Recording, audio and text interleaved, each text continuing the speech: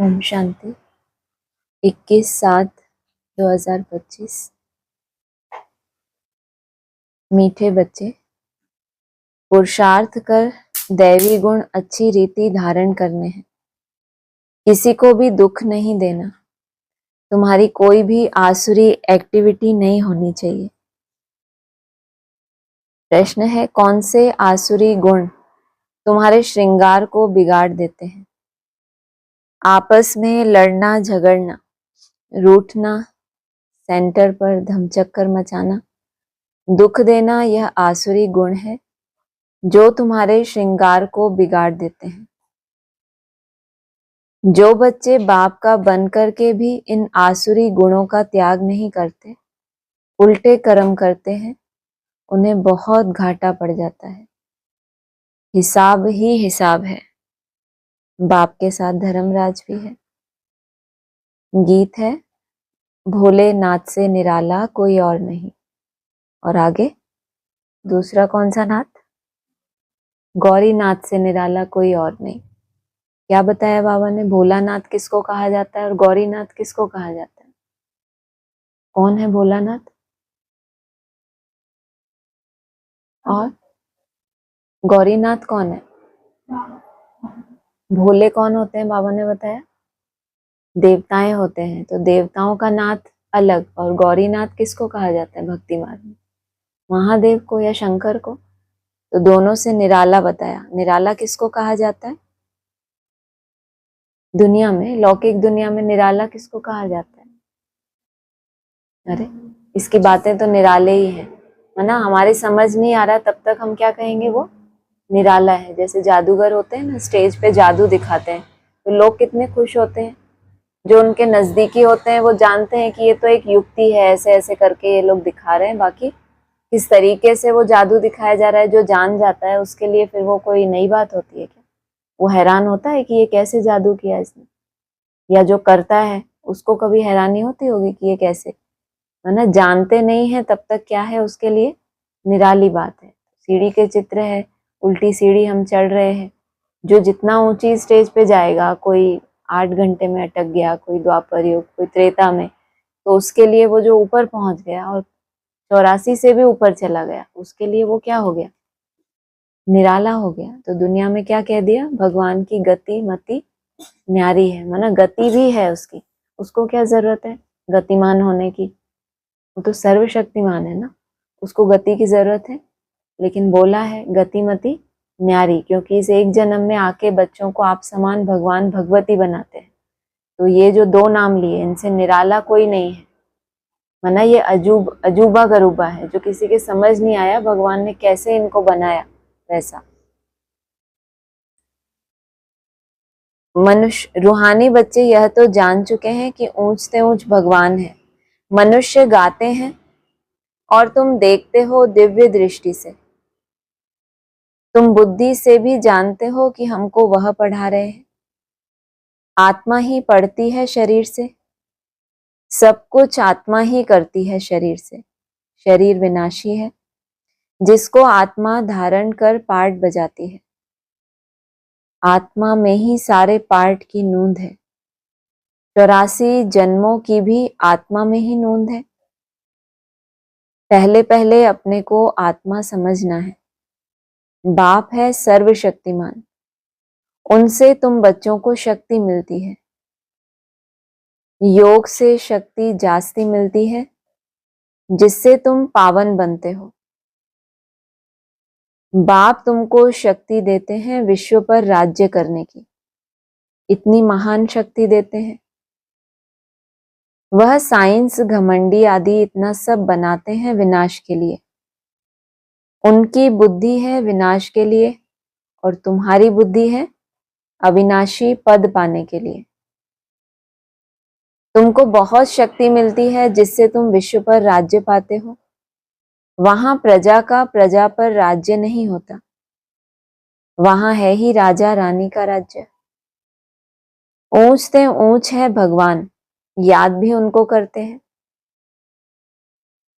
लक्ष्मी नारायण का सिर्फ मंदिर बनाकर पूजते हैं, फिर भी ऊंच से ऊंच भगवान गाया जाता है। अभी तुम समझते हो, यह लक्ष्मी नारायण विश्व के मालिक थे। ऊंच से ऊंच विश्व की बादशाही मिलती है बेहद के बाप से। तुमको कितना ऊंच पद मिलता है, तो बच्चों को कितनी खुशी होनी चाहिए। जिससे कुछ मिलता है उनको याद किया जाता है ना। कौन सी दुनिया का कायदा है? इस दुनिया का क्या कायदा है? जिससे कुछ ना कुछ प्राप्ति होती है तो उसको याद किया जाता है। कन्या का पति से कितना लव रहता है, कितना पति के पिछाड़ी प्राण देती है। पति मरता है तो या हुसैन मचा देती है। यह तो पतियों का पति है। तुमको कितना श्रृंगार कर रहे हैं, यह ऊंच से ऊंच पद प्राप्त कराने के लिए। तो तुम बच्चों में कितना नशा होना चाहिए। दैवीय गुण भी तुमको यहाँ धारण करने हैं। बहुतों में अभी तक आसुरी अवगुण है। लड़ना, झगड़ना, रूठना, सेंटर पर धमचक्कर मचाना। बाबा जानते हैं बहुत रिपोर्ट्स आती हैं। काम महाशत्रु है तो क्रोध भी कम शत्रु नहीं है। फलाने के ऊपर प्यार, मेरे ऊपर क्यों नहीं। फलानी बात इनसे पूछी, मेरे से क्यों नहीं। बात कौन से विकार की चल रही है? कौन से विकार की? हाँ बोलो। क्रोध की। और एग्जाम्पल क्या दिया, उदाहरण क्या दिया? क्रोध। अरे फलाने से ज्यादा प्यार मेरे ऊपर क्यों नहीं, तो इसको क्रोध कहते हैं। ये तो मन में उठा हुआ एक संकल्प है कि फलाने को ज्यादा प्यार करते हैं, मुझे कम। ऐसा तो आता ही होगा ना, बहुतों को आता होगा। अभी हाथ उठवाओ तो सब उठाएंगे? नहीं उठाएंगे। ऐसा मन में कभी संकल्प आ जाए कि इनको ज्यादा प्यार, हमको नहीं, तो ये क्रोध हो गया। देखो बाबा ने क्लियर किया ना, ईर्ष्या भी क्या है? क्रोध का ही तो अंश है। तो यहाँ मोटे रूप की बात नहीं की। फलानी बात इनसे पूछी, मेरे से क्यों नहीं पूछा। माना उस बात का समाधान होना वो बड़ी बात है, या आपसे पूछें वो बड़ी बात है। लेकिन वो जो मैंपन है, जो कामना है, उसी कारण तो ये संकल्प आया ना। कामना है कि मेरे से पूछा जाए, मेरे को महत्व मिलना चाहिए। मैं से बहुत प्यार होता है सबको। तो क्या कहा, फलाने से पूछा, मेरे से नहीं पूछा। ऐसे ऐसे बोलने वाले संशय बुद्धि बहुत हैं। ऐसा बोलना और ऐसा मन में भी आना मतलब क्या है? अभी संशय बुद्धि। राजधानी स्थापन होती है ना, ऐसे ऐसे क्या पद पाएंगे। मर्तबे में तो फर्क बहुत रहता है। और इनका यही संकल्प नहीं गया, यही नहीं समझ पाए कि राजधानी है। क्या संकल्प चलता रहा, फलाने से इतना प्यार, मेरे से क्यों नहीं। बाबा कह रहे हैं मर्तबे में तो फर्क बहुत रहता है। मेहतर भी देखो अच्छे अच्छे महलों में रहते हैं, और कोई कहाँ रहते हैं। है तो मेहतर ही, लेकिन रह कहाँ रहे हैं? महलों का मेहतर, और फिर कहाँ, बाहर का मेहतर। हर एक को अपना पुरुषार्थ कर दैवी गुण अच्छे धारण करने हैं। देह अभिमान में आने से आसुरी एक्टिविटी होती है। जब देही अभिमानी बन अच्छी रीति धारणा करते रहो, तब ऊंच पद पाओ। पुरुषार्थ ऐसा करना है, दैवी गुण धारण करने का, किसी को दुख नहीं देना। तुम बच्चे दुख हरता सुख करता बाप के बच्चे हो। कोई को भी दुख नहीं देना चाहिए। जो सेंटर संभालते हैं उन पर बहुत रिस्पॉन्सिबिलिटी है। जैसे बाप कहते हैं, बच्चे अगर कोई भूल करता है तो 100 गुना दंड पड़ जाता है। देह अभिमान होने से बड़ा घाटा होता है, और क्या होने से छोटा घाटा होता है? देह अभिमान से तो बहुत बड़ा घाटा हो जाएगा। और देह भान जो है कि हाँ देह की स्मृति है, उससे फिर भी, लेकिन ये अभिमान से तो बहुत बड़ा घाटा होता है। क्योंकि तुम ब्राह्मण सुधारने के लिए निमित्त बने हुए हो। अगर खुद ही नहीं सुधरे तो औरों को क्या सुधारेंगे। साधारण ब्राह्मण हैं तो उनके ऊपर 100 गुना बोझ, और टीचर बन गए, दूसरों को सिखाने लगे तो कितना बोझ, 1000 गुना बोझ। तो फायदा हुआ या नुकसान हुआ टीचर बनने में? बनना चाहिए टीचर, कभी बनना चाहिए। बनना चाहिए, तो भी 1000 गुना बोझ भी चढ़ता जाए और भाषण भी करते जाओ, बहुत अच्छा। यही शुभ भावना आपकी दूसरों के लिए कि ऐसा टीचर बनो। नहीं बनना चाहिए ना टीचर, बंद करें इसको। टीचर नहीं बनना चाहिए, क्यों बोझ चढ़ाना है। अगर खुद ही नहीं सुधरे तो औरों को क्या सुधारेंगे। शिक्षा दे सकते हैं, बाबा की बताई हुई मुरली है, उसका आपस में डिस्कस करना कि बाबा ने ये बोला ये बोला। पढ़ाने वाला खुद भी जानता है कि अभी सुधार नहीं है, तो फिर बोल बोल की दरकार रहे। अगर खुद सुधर जाए तो फिर बोल बोल की दरकार बचेगी। क्या बोला है, कैसी कारोबार चलेगी वहां पे, संकल्पों से कारोबार चलेगी। बहुत नुकसान हो पड़ता है। पांडव गवर्नमेंट है ना, ऊंच से ऊंच बाप है, उनके साथ धर्मराज भी है। धर्मराज के द्वारा बहुत बड़ी सजा खाते हैं। ऊपर कितनी अच्छी लाइन बोली थी, याद उसको किया जाता है जिससे कुछ ना कुछ मिलता है। या तो फिर याद किसको किया जाता है, यहाँ की मुरली की। हाँ बता, तू बहुत हंस रही, समझ आ गई ना। और किसको याद किया जाता है, हाँ, जिससे डर लगता हो। वाह बहुत अच्छा।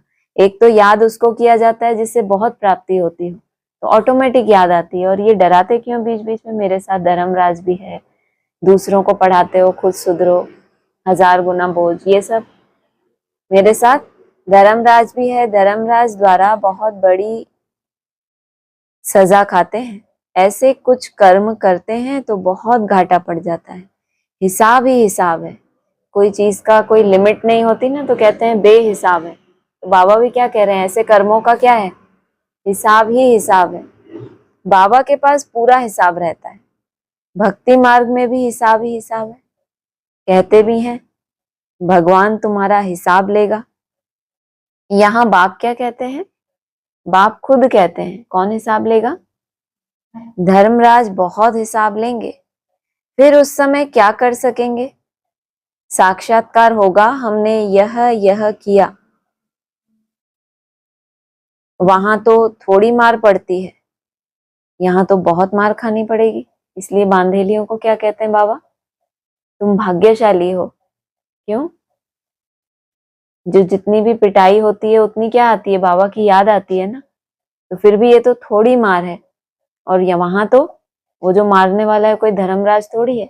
उस जन्म की छोटी सी किसी गलती के लिए मार दिया उसने, उसकी कामना पूरी नहीं हुई तो क्रोध आया। और धर्मराज के द्वारा जो पिटाई होनी है, जो सजाएं मिलनी है, वो किस आधार से, हाँ, आपके अनेक जन्मों को जानकर। बोला ना भक्ति में भी हिसाब ही हिसाब है। भक्ति मार्ग था तब भी हिसाब किताब बनते रहे, और बाद में भी जब तक पूरी तरह आत्मा नहीं बन गए तो कुछ ना कुछ हिसाब किताब बनते रहे। वहां तो थोड़ी मार पड़ती है, यहाँ तो बहुत मार खानी पड़ेगी। तुम बच्चों को सतयुग में गर्भ जेल में नहीं आना। जब ये मार वार की बात सुनते हैं तो समझ आता है अच्छे से कि ये क्या है, पढ़ाई। स्कूल जाते हैं तो वहां मार पिटाई हो सकती है ना। कोई सत्संग में जाके बैठ जाओ तो कोई मार पिटाई होगी, ढेर के ढेर आ गए, कोई फीस भी नहीं लगती। और स्कूल में तो फीस लगती है ना। और सत्संग में चले जाओ तो खुश होते हैं जितने लाखों आ जाए, कोई धारणा तो करनी नहीं है, कोई लक्ष्य तो है नहीं। तो कहा तुम बच्चों को सतयुग में गर्भ जेल में नहीं आना, वहां तो गर्भ महल है। कोई पाप आदि करते नहीं, तो ऐसा राज्य भाग्य पाने के लिए बच्चों को बहुत खबरदार होना है। कई बच्चे ब्राह्मणी से भी तीखे हो जाते हैं, तकदीर ब्राह्मणी से भी ऊंची हो जाती है। यह भी बाप ने समझाया है। अच्छी सर्विस नहीं करेंगे तो जन्म जन्मांतर दास दासियां बनेंगे। बाप सम्मुख आते ही बच्चों से पूछते हैं, बच्चे देही अभिमानी होकर बैठे हो। मुरली में तो रोज सुनते रहते हैं, लेकिन जब बाप आत्मा रूपी सुई की कट कुछ ना कुछ उतरती है तो डायरेक्ट बाप से सीखते हैं। तो आते ही क्या प्रैक्टिस शुरू करा देते हैं बाप, क्या बनना, देही अभिमानी। बाप के बच्चों के प्रति महावाक्य है, कितना हाईलाइट करते हैं इस बात को। रूहानी बाप रूहानी बच्चों से बातें करते हैं। कभी बोलते हैं कि बाप रूहों से ही बात करते हैं, रूहों को ही समझाता हूं। तो आज बोला बाप के बच्चों के प्रति महावाक्य हैं, बच्चे आत्मा अभिमानी बनने का बहुत पुरुषार्थ करना है। घूमते फिरते भी विचार सागर मंथन करते रहना है। बहुत बच्चे हैं जो समझते हैं हम जल्दी जल्दी इस नर्क की छी दुनिया से जाएं सुखधाम। बाप कहते हैं अच्छे अच्छे महारथी योग में बहुत फेल हैं, उन्हों को भी पुरुषार्थ कराया जाता है। अच्छे अच्छे हैं जिनको महारथी है नहीं, योग में फेल है तो महारथी कहेंगे, लेकिन जिनको महारथी कहा जाता है, माना बाबा नहीं कह रहे कि महारथी है, लेकिन कहा जाता है बाकियों के द्वारा, उन्हों को भी पुरुषार्थ कराया जाता है। योग नहीं होगा तो एकदम गिर पड़ेंगे। माना सतो प्रधान अवस्था है, कुछ ना कुछ प्योरिटी को धारण किया तो क्या हुआ, उस हिसाब से कुछ ज्ञान की महीनता आई, कुछ आपने सुनाना शुरू कर दिया, कुछ धारणाएं हो गई तो ऊपर उठे।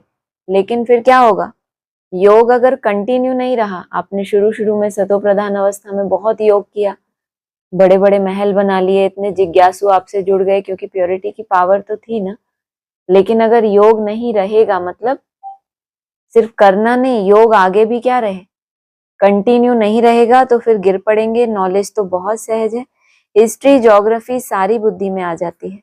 बहुत अच्छी अच्छी बच्चियां हैं जो प्रदर्शनी समझाने में बड़ी तीखी हैं, परंतु योग है नहीं, दैवी गुण भी नहीं है। कभी कभी ख्याल होता है अर्जुन क्या क्या अवस्थाएं हैं बच्चों की। और ब्रह्मा बाबा क्या कहते थे, प्रदर्शनी में किसको भेजो समझाने के लिए, जो बहुत अच्छा समझाते हैं उनको कहाँ भेजो, प्रदर्शनी में। और शिव बाबा क्या कह रहे हैं, बहुत अच्छे अच्छे समझाने वाले भी हैं लेकिन उनकी अवस्था है ही नहीं, दैवी गुण भी नहीं है। दुनिया में कितना दुख है, जल्दी जल्दी यह खत्म हो जाए। इंतजार में बैठे हैं, जल्दी चलें सुखधाम। आप इंतजार में बैठे हो या इंतजाम में खड़े हो।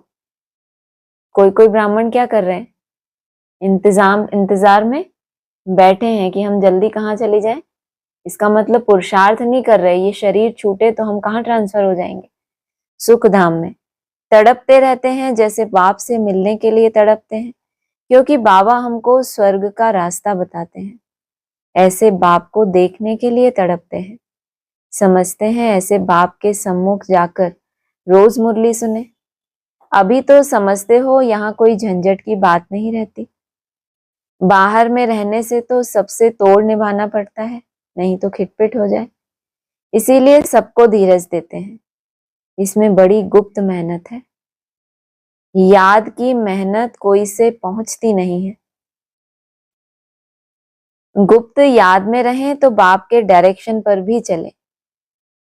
याद के लिए क्या है, बहुत गुप्त मेहनत है। सब लोग अमृत वेला करते हैं, टाइम से उठते हैं, कितना घूम घूम के पुरुषार्थ करते हैं, और बाबा क्या कह रहे हैं, सबको दिखता है कि कितनी मेहनत है। और बाबा क्या कह रहे हैं, कैसी मेहनत है, बड़ी गुप्त मेहनत है। माना स्थूल शरीर से मेहनत करते करते भी इंटरनल क्या मेहनत कर रहे हो, कितना अटेंशन रख रहे हो, वो कोई देख पाता है। याद की मेहनत कोई से पहुंचती नहीं, गुप्त याद में रहें तो बाप के डायरेक्शन पर भी चलें। देह अभिमान के कारण बाप के डायरेक्शन पर चलते नहीं। देह अभिमान आएगा तो याद को क्या करेंगे, गुप्त करेंगे या उसको प्रत्यक्ष करेंगे। उस याद का भी कहीं ना कहीं अहंकार आएगा ना, कि हम इतना करते हैं, हम इतनी मेहनत करते हैं, हम इतने बजे उठते हैं, तो ये याद गुप्त है, गुप्त कहेंगे इसको। ये तो उसी याद का ही नशा चढ़ गया तो वापस कहाँ जाएगा, सूक्ष्म देह अभिमान में ही जाएगा। कहता हूं देह अभिमान के कारण बाप के डायरेक्शन पर चलते नहीं, कहता हूं चार्ट बनाओ तो बहुत उन्नति होगी। यह किसने कहा, शिव बाबा ने। टीचर काम देते हैं तो करके आते हैं ना। यहाँ रोज कितना काम मिला हुआ है आपको, रोज का कितना टारगेट है, 480। होमवर्क पूरा करके आते हो, फिर रोज आते हो तो कभी नहीं पूरा करके आते, कभी भी नहीं। एक दिन पूरा किया, कितने दिन हो गए, 11 दिन। 11 में से एक 1 हटा दिया, बस 1 ही बचा। छोटा टारगेट रखा है इसलिए। तो यह किसने कहा, शिव बाबा ने। टीचर काम देते हैं तो करके आते हैं ना। यहाँ अच्छे अच्छे बच्चों को भी माया करने नहीं देती। अच्छे अच्छे बच्चों का चार्ट बाबा के पास आए तो बाबा बताएं, देखो कैसे याद में रहते हो। रिटर्न है, कागज पे लिखा हुआ चार्ट है, कोई कुछ भी लिख दे, उसमें क्या हो गया। और बाबा के पास क्या बताया, अच्छे अच्छे बच्चों को भी माया करने नहीं देती क्या, अपना टारगेट पूरा। तो बाबा के पास उन बच्चों का चार्ट है जो अच्छी मेहनत कर रहे हैं लेकिन टारगेट तक नहीं पहुंच पा रहे, तो बाबा बता सकते हैं कि देखो ये क्या। अब कैसे बता देंगे चार्ट देख के हमारा, हम कुछ भी भरे उसमें क्या, कैसे बता देंगे चार्ट से, चलन से। चलन तो देख ही नहीं रहे, अंदर बैठे हैं तो कैसे बता देंगे। है ना, आपका जो टाइम टेबल है, आप कितना टाइम टेबल में अपने आप को बांध के रखते हो। चार्ट भी किसी किसी की डायरियां कितनी सुंदर होती हैं, सबकी तो नहीं, किसी किसी की होती है। उसमें एक फिक्स होता है, ये 4 घंटे का एक उनका स्लॉट होता है, फिर दूसरे 4 घंटे, फिर तीसरे, फिर इसमें इतना करना है। तो वो राउंड फिगर वाला चार्ट नहीं। अच्छी मेहनत जो करते हैं उसमें कभी उनका बहुत अच्छा भी होता है, कभी थोड़ा डाउन भी हो सकता है, लेकिन एक टारगेट होता है कि 4 घंटों में से इतना करना है, इतने में से इतना, ऐसे सारे दिन का। तो ये शिक्षा तो दे सकते हैं ना कि कैसे अपना टाइम टेबल सेट करो। जैसे स्थूल सेवाओं का क्या है, टाइम टेबल सेट है ना, ऐसे मन का अगर सेट हो जाए आपका, सेवा कभी मिस होती है।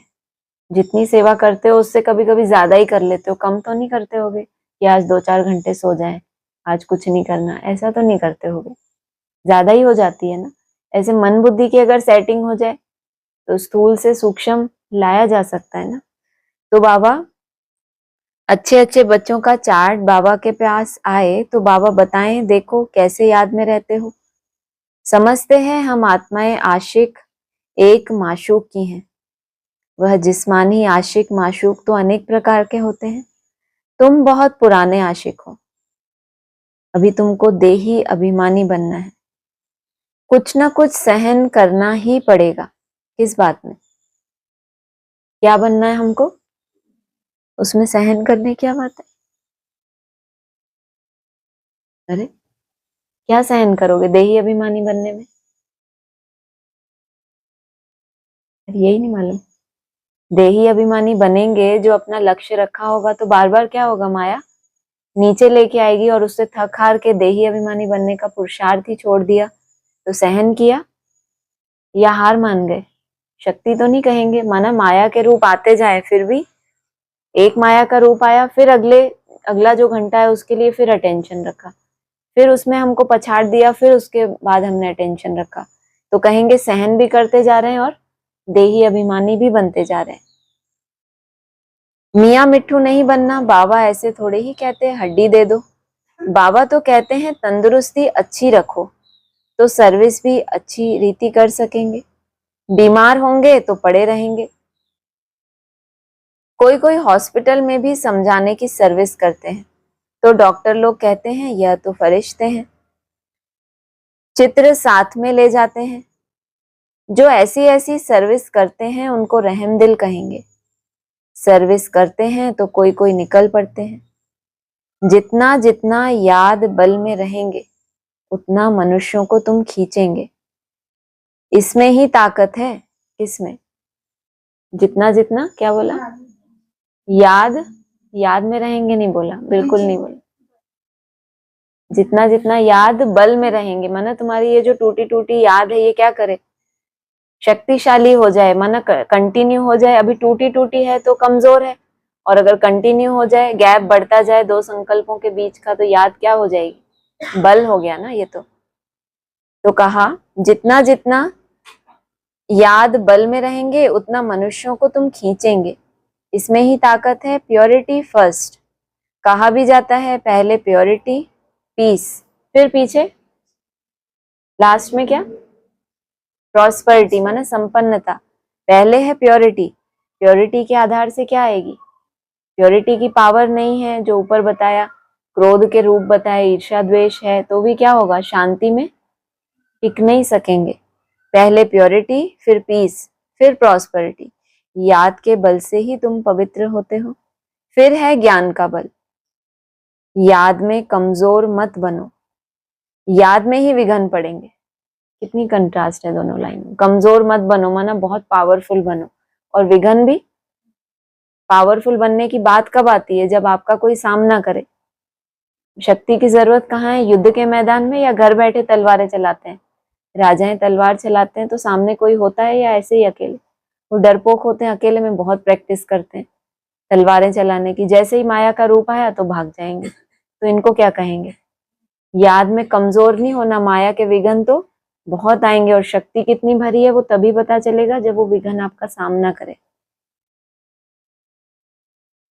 कहा याद में कमजोर मत बनो, याद में ही विघ्न पड़ेंगे और याद में रहने से तुम पवित्र भी बनेंगे। कोई मुश्किल सब्जेक्ट होती है तो प्राप्ति भी तो बड़ी है उसमें, और दैवी गुण भी आएंगे। बाप की महिमा तो जानते हो ना, बाप कितना सुख देते हैं। 21 जन्मों के लिए तुमको सुख के लायक बनाते हैं। कभी भी किसी को दुख नहीं देना चाहिए। कई बच्चे डिससर्विस कर अपने आप को जैसे श्रापित करते हैं, दूसरों को बहुत तंग करते हैं, कपूत बच्चा बनते हैं, तो अपने आप को आपे ही श्रापित कर देते हैं। डिससर्विस करने से एकदम पट्ट पड़ जाते हैं। बहुत बच्चे हैं जो विकार में गिर पड़ते हैं या क्रोध में आकर पढ़ाई छोड़ देते हैं। अनेक प्रकार के बच्चे यहाँ बैठे हैं। यहाँ से रिफ्रेश होकर जाते हैं तो भूल का पश्चाताप करते हैं, फिर भी पश्चाताप से कोई माफ नहीं हो सकता। हमने तो क्या समझा, भगवान से भक्ति मार्ग में कितनी माफी मांगते हैं, रोज गलतियां करते हैं और मंदिर में रोज जाके क्या बोलते हैं? भूल चूक माफ ना बोले कान को हाथ लगाते हैं ना मूर्ति के सामने जाके। तो रोज गलतियां करते हैं और रोज माफी मांगते हैं। बाबा यहाँ क्या कह रहे हैं? यहाँ से रिफ्रेश होकर जाते हैं तो भूल का पश्चाताप करते हैं। यहाँ तो रिफ्रेश हो गए और फिर बाहर जाके माया ने पकड़ा, भूल हुई और पश्चाताप भी किया। सोचो जो पश्चाताप ही नहीं कर रहे उनकी क्या हालत होगी, कितनी सजाएं हैं उनके लिए। पश्चाताप कर रहे हैं, बाबा कह रहे हैं फिर भी पश्चाताप से कोई माफ नहीं हो सकता। बाप कहते हैं क्षमा अपने पर आपे ही करो। क्या करो अब? पश्चाताप तो बहुत हो रहा है, अब क्या करें? बाबा भी माफ नहीं कर रहा तो क्या करें हम? अरे कैसे पश्चाताप करें? क्या सजा दें? खाना नहीं खाएंगे, वैसे भी नहीं खाते हैं। वो सजा तो बाबा ही आपको दे रहा है धीरे धीरे करके। क्या सजा दें अपने आप को? चार्ट में अपने आप को बांध देना कि इतना अभ्यास तो करना ही है। माना ये जो हम घूम घूम के प्रैक्टिस करते हैं, कभी हम अपने को फ्री छोड़ देते हैं, अरे अभी अच्छा नहीं हो रहा, वो अच्छा अगले घंटे में बहुत अच्छा हो जाएगा। आपको पता है साक्षात्कार हुआ था। जैसे कभी ऐसे होता है ना, याद करना शुरू करते हैं, लगते हैं अरे नहीं लग रहा, बिल्कुल नहीं एकाग्र हो रहा, छोड़ो थोड़ी देर से ये सुन लेते हैं, वो कर लेते हैं, ये कर लेते हैं, यही कुछ करते हैं ना। फिर क्या अगले घंटे में कोई वरदान मिलने वाला है आपको कि बहुत अच्छा हो जाएगा? वो जो की हुई प्रैक्टिस है, भले आपका अभ्यास हो एक कोने से दूसरे कोने, ये क्या है आपका? तो सजा तो दी अपने आप को। योग अच्छा लग जाए और बैठे हैं घंटों, इसको सजा थोड़ी कहते हैं। जब आपका लग ही नहीं रहा, बिल्कुल ही नहीं लग रहा, तो भी आप घूमते रह रहे हो, मेहनत कर रहे हो, तो क्या कहें? आपने पश्चाताप किया कि मैंने भूल की ना। भूल किससे की? विक्रम किससे किया? शरीर से ही किया ना। तो जो घूम घूम के मेहनत कर रहे हैं वो भी क्या है? कुछ ना कुछ ताप लग रहा है ना शरीर को। क्षमा अपने पर आपे ही करो, याद में रहो। बाप किसको क्षमा नहीं करते।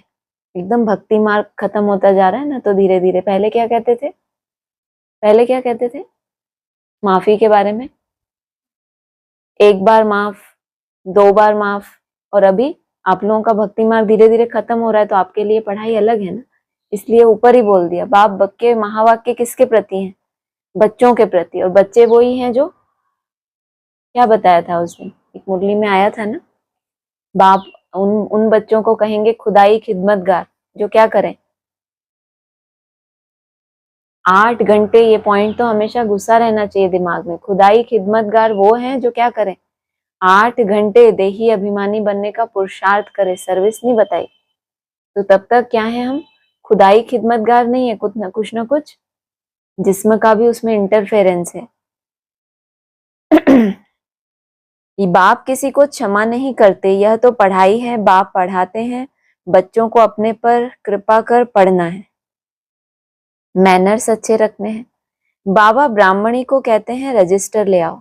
एक एक का समाचार सुनकर समझानी दी जाती है, तो समझते हैं ब्राह्मणी ने रिपोर्ट दी है और ही जास्ती डिसर्विस करने लग पड़ते हैं। माना ब्राह्मणी ने जैसी इनकी रिपोर्ट की, तो क्या करते हैं, और ही अपना विकराल रूप दिखाते हैं कि अब हमारी बदनामी तो हो ही गई, हमारा नाम तो बिगड़ ही गया, तो क्या करें, हम अच्छे से डिससर्विस करेंगे।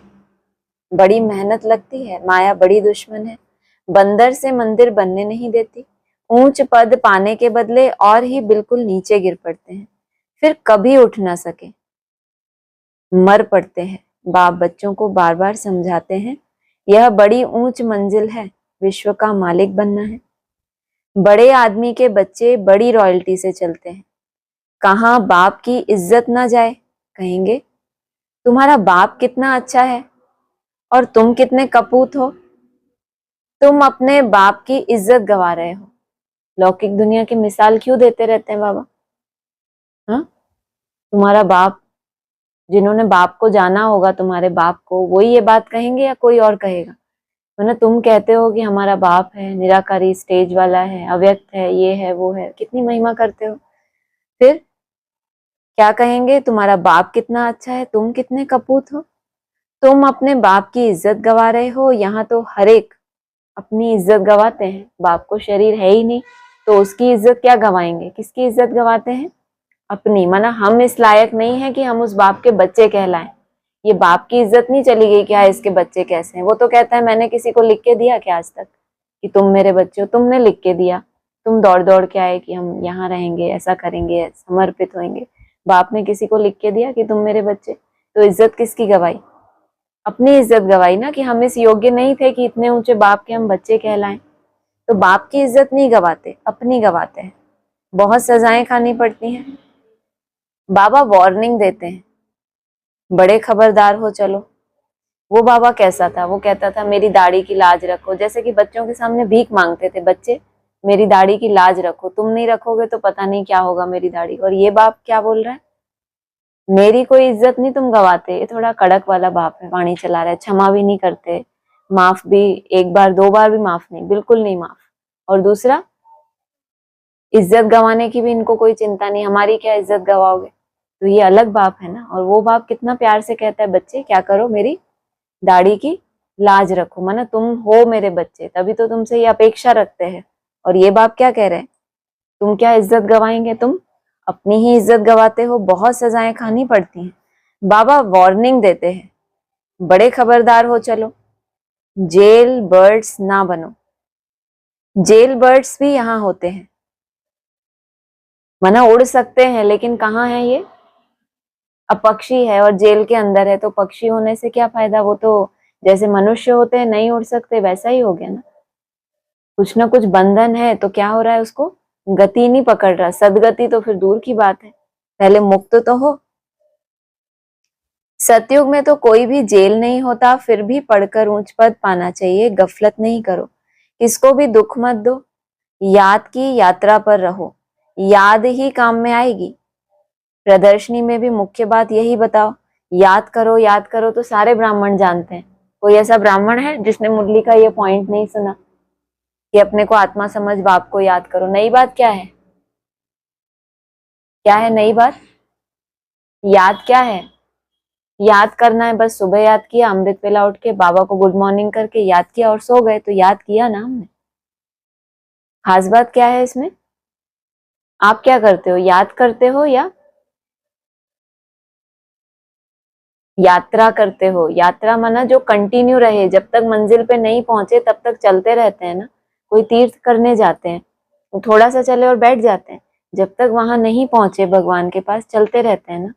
ऐसे वो मोस्टली ब्राह्मण कैसे याद करते हैं? सुबह उठे याद किया, फिर शाम को याद किया, तो इसको कहेंगे याद की यात्रा।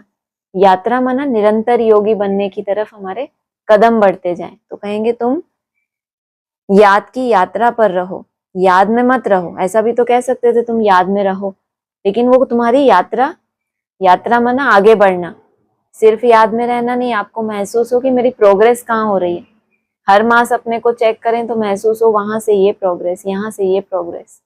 संकल्प जहां जहां मेरे भटकते थे वहां से अब थोड़ा उसकी क्या हुआ, परिधि थोड़ी छोटी होती जा रही है। छोटी होते होते क्या हो जाएगा, क्या बन जाएंगे? परिधि जब छोटी होती जाती है तो क्या बचता है? एक पॉइंट ही बचेगा ना लास्ट में। प्रदर्शनी में भी मुख्य बात यही बताओ, बाप की याद से ही पावन बनेंगे। पावन बनना तो सब चाहते हैं, यह है ही पतित दुनिया। सर्व को सदगति करने तो एक ही बाप आते हैं, क्राइस्ट, बुद्ध आदि कोई की सदगति नहीं कर सकते। फिर ब्रह्मा का भी नाम लेते हैं, ब्रह्मा को भी सदगति दाता नहीं कह सकते। जो देवी देवता धर्म का निमित्त है, त्रिमूर्ति के चित्र में लिखा है, ब्रह्मा के नीचे क्या लिखा है, क्या देते हैं? शंकर के नीचे क्या लिखा है, ब्रह्मा के नीचे क्या लिखा है, बताओ। चित्र देखें, त्रिमूर्ति का चित्र देखा है आपने, क्या लिखा है नीचे? ब्रह्मा के नीचे क्या लिखा है, क्या देते हैं? मिलता क्या है उनसे? और किसी को पता नहीं?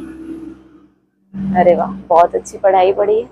ब्रह्मा के द्वारा नीचे लिखा है जीवन मुक्ति, और शंकर के नीचे क्या लिखा है, मूर्ति के नीचे मुक्ति, वहां लिखा है जीवन मुक्ति। और यहाँ क्या कह रहे हैं, ब्रह्मा को भी सदगति दाता नहीं कह सकते।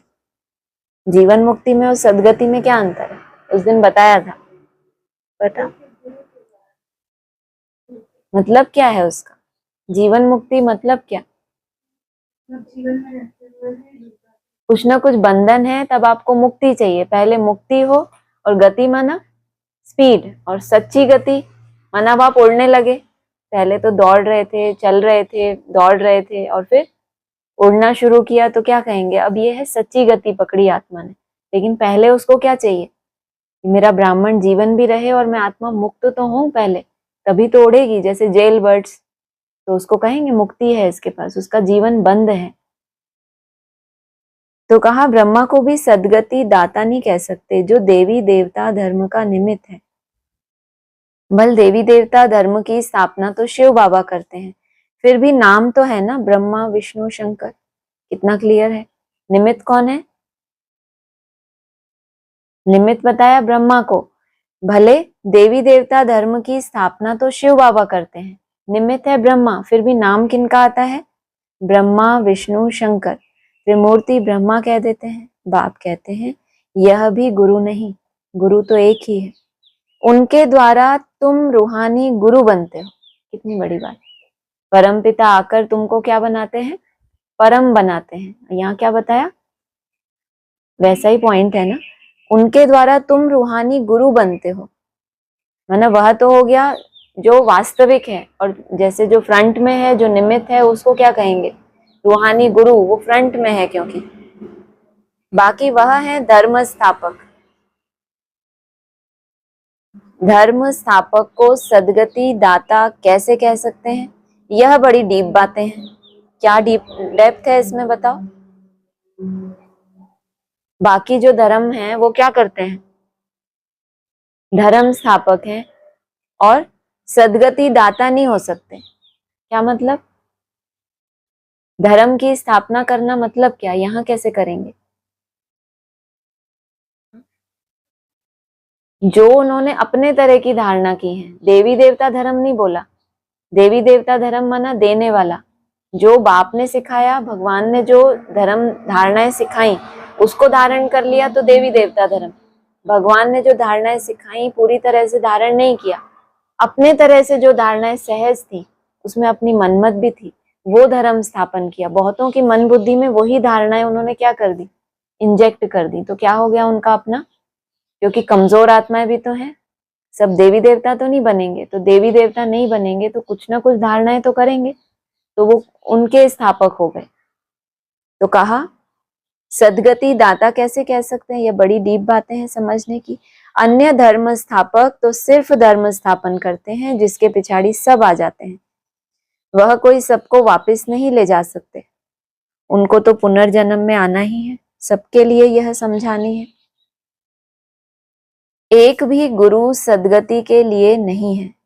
बाप समझाते हैं गुरु पतित पावन एक ही है, वही सर्व के सदगति दाता लिबरेटर है।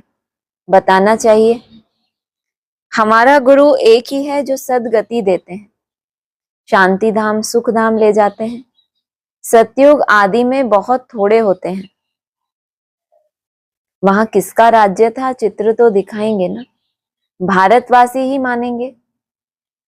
देवताओं के पुजारी झट मानेंगे कि बरोबर यह तो स्वर्ग का मालिक है, स्वर्ग में इनका राज्य था, बाकी सब आत्माएं कहाँ थी? जरूर कहेंगे निराकारी दुनिया में थे। यह भी तुम अभी समझते हो, पहले कुछ भी पता नहीं था। अभी तुम्हारी बुद्धि में चक्र फिरता रहता है। बरोबर 5000 वर्ष पहले भारत में इनका राज्य था। जब ज्ञान की प्रारब्ध पूरी होती है तो फिर भक्ति मार्ग शुरू होता है। ज्ञान की प्रारब्ध कब तक है? 5000 वर्ष का चक्कर बताया। सतयुग और त्रेता क्या कहें? जो शूटिंग पीरियड चल रहा है इसमें त्रेता युग की शूटिंग के लास्ट तक क्या कहें? ज्ञान मार्ग की प्रारब्ध, उसके बाद फिर भक्ति मार्ग शुरू होता है। फिर चाहिए पुरानी दुनिया से वैराग्य। पहले तो ज्ञान की प्रारब्ध, फिर जब भक्ति शुरू हुई तो उससे क्या चाहिए? अब पुरानी दुनिया से वैराग्य। माना कोई कोई को तब वैराग आने वाला है। कब? जब दुनिया को एकदम पुराना होता हुआ देख लेंगे। अभी समझ मिल रही है, उस हिसाब से वैराग नहीं आ रहा। तो जब ज्ञानी तो आत्माएं अपनी प्रारब्ध भोग लेंगी ज्ञान की, और फिर भक्ति वालों का बोलबाला शुरू होगा, तो वहां की जब दुर्गति देखेंगे तो उनको क्या आएगा? पुरानी दुनिया से वैराग आएगा। बस अभी हम नई दुनिया में जाएंगे, अब इनको होश आया। जब इतना भक्ति मार्ग देख लिया, अब इनको क्या होश आया कि अब हम नई दुनिया में जाएंगे। पुरानी दुनिया से दिल उठ जाता है। वहां पति बच्चे आदि सब ऐसे मिलेंगे। बेहद का बाप तो हमको विश्व का मालिक बनाते हैं।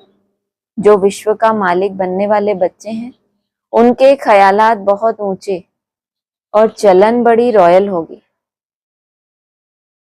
चलन का आधार क्या बताया? उसको पीछे उठाओ। क्या आधार बताया चलन का? स्प्रे है आपके पास? ख्यालात जितने ऊंचे होंगे चलन उतनी रॉयल होगी। भोजन भी बहुत कम, जास्ती हवस नहीं होनी चाहिए। याद में रहने वाले का भोजन भी बहुत सूक्ष्म होगा। ये भी एक अच्छा वाला कंपटीशन हो गया। जितना कम खाएं, क्या कहलाएंगे? उतने बड़े योगी कहलाएंगे ना। तो अच्छा खासा एक सर्टिफिकेट हो गया मोटे रूप से, कुछ सबको पता चल जाएगा कि हम योगी हैं। क्या करना है? क्या बताया यहाँ पे? याद में रहने वाले का भोजन भी हवस नहीं होनी चाहिए। ऊपर बताया भोजन भी बहुत कम, हवस अगर अंदर से खत्म हो गई मतलब क्या? भूख और दूसरा इच्छा। इच्छाओं को चेक कर लिया तो क्या करेंगे? जरूरत को पूरा करेंगे और इच्छा को कंट्रोल करेंगे। याद में रहने वाले का भोजन भी बहुत सूक्ष्म होगा। माना वो जितना सूक्ष्मता से याद कर रहा है, जितना अभ्यास कर रहा है, मुख्य वो है, तो नेचुरल रूप से क्या होगा? भोजन सूक्ष्म होता जाएगा। बहुतों की खाने में भी बुद्धि चली जाती है। बोलो भाई, खाने में है ही नहीं खाना तो कहाँ बुद्धि जाएगी? उसका नाम ही क्या है? संधि विच्छेद करो। खा ना, माना नहीं खाओ, कुछ नहीं खाओ, यही खाना है। क्या करो? मुझे याद करो। तुम बच्चों को तो खुशी है विश्व का मालिक बनने की, इसलिए तुम्हारी बुद्धि खाने में नहीं जाती। जिसको जितना नशा चढ़ा रहता है, किसी को कोई बहुत बड़ी खुशी मिल जाए फिर उसको भूख लगती है। बहुत बड़ा कोई गम लग जाए तो फिर उसको भूख नहीं लगती। अब ये अल्पकाल की खुशी तो है नहीं कि हमने बंगले ले लिए, ये ले लिया, पसंद की कोई चीज मिल गई, ये खा लिया तो खुशी मिल गई। वो तो थोड़ी देर की। किसी के अंदर ऐसा कोई मंथन घुट जाए और उसका नशा उतरे ही ना, फिर उसको भूख लगेगी। आत्मिक स्वरूप में थोड़ा थोड़ा हम मेहनत कर रहे हैं, और किसी दिन ऐसा हो जाए आपको वो चमकता ही रहे, सितारा चमकता ही रहे। कभी ऐसे हुआ होगा ना कि लंबे टाइम तक वो हो ही रहा है, फिर भूख वो कुछ रहती है आसपास, क्योंकि उससे जो आपको एनर्जी मिल रही है उससे ऊंची, उधर उससे ऊंची एनर्जी आपको मिलने लगी। माना वो तो कुछ भी एनर्जी नहीं है। वो जो खाते हैं सब कहाँ जाता है? नीचे की तरफ जाता है या हमारी आत्मा को उत्थान कर देता है? सब निम्नगामी है। और ये एनर्जी कैसी है? ऊर्ध्वगामी। तुम्हें भी कैसा बनाती है? तुम्हारी कॉन्शियसनेस को, चेतना को कहाँ लेके जाती है? ऊपर। तो ऊपर कौन है? दुनिया में भी क्या कहते हैं? ऊपर वाला, नीचे वाला नहीं। तो ऊपर वाला कैसा होगा? तो जितनी हमारी ऊर्जा ऊर्ध्वगामी होती है, जितना यहाँ स्वरूप में स्थित होती है, तो उसको सारी एनर्जी वहां से ही मिलती है। तो खाने में कोई कोई की खाने में बुद्धि चली जाती है। आगे बोला तुम बच्चों को तो खुशी है, तुम्हारी खाने में बुद्धि नहीं जाती। कोई ना कोई खुशी अंदर में क्या है? अगर पहले से आपको लगता है हमारी इच्छाएं या भूख हम अच्छे से चेक करने लगे और उसमें भी सूक्ष्म होता जा रहा है, तो क्या कहेंगे इसको? कोई ना कोई खुशी ऐसा मंथन करके घुट चुकी है आपके अंदर। कहा जाता है खुशी जैसी खुराक नहीं, यही बात की ना। विश्व का मालिक को कितना ज्यादा नशा है, चलो उतना तो नहीं, उतना सूक्ष्म नहीं हुए अभी, तो उससे नीचे कुछ ना कुछ सूक्ष्मता तो आई होगी। ऐसी खुशी में सदैव रहो तो खान पान भी बहुत थोड़ा हो जाए। बाबा के कितने पैसे बचेंगे।